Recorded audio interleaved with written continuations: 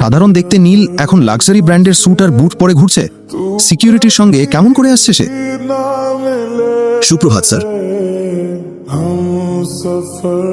এই private jet, এইসব নিয়ে পরে কথা হবে। আপাতত তোমার দেরি হয়ে যাচ্ছে, তাই না? ধন্যবাদ, তুমি আমার সম্মান আর আমার কোম্পানি দুটোকেই বাঁচিয়ে দিলে। যেতেই আরাম করে বসে বসে ঝগড়া করতে পারো। ফ্লাইটের ত্রুটি খুঁজে স্বামী হিসেবে আমার দায়িত্ব তো পালন করতেই হবে। চলো।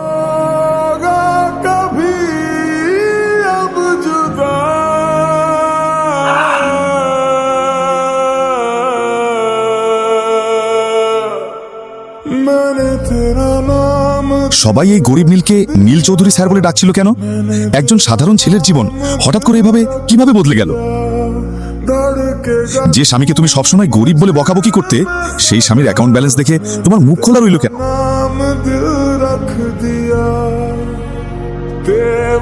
কান খোল এবং মন দিয়ে শোন, তারপর আমার বাড়ি থেকে বেরিয়ে যাও। যদি তুমি আমার ড্রাইভার হও আর আমার স্বামী না হও, তাহলে আমি যা বলবো তার উত্তর হবে ইয়েস ম্যাম, নো ম্যাম, ব্যাস। বুঝেছি, অ্যাজ ইউ সে। সাবধান, যদি ভুল করে কাউকে বলে দাও যে আমরা মালহোত্রা, তাহলে ও আমার সম্পর্কে কি ভাববে বলো তো? আমি চিন্তায় আছি যে চৌধুরী ইন্ডাস্ট্রিজের ডিলটা আমার হাতছাড়া হয়ে যাবে।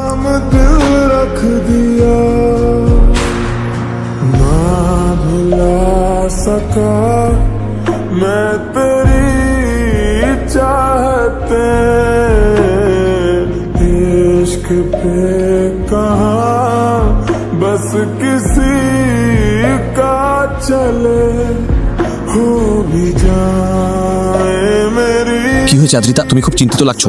সব ঠিক আছে তো? ও, আমাকে ছোঁও না। कम ना हो আমি দুঃখিত, আমি শুধু তোমার জন্য চিন্তিত ছিলাম। চিন্তা?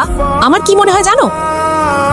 হয়তো তোমার দুর্ভাগ্যের ছায়া পড়েছে আমার এই চুক্তির উপর, তাই তো মনে হচ্ছে এটা আর সফল হবে না।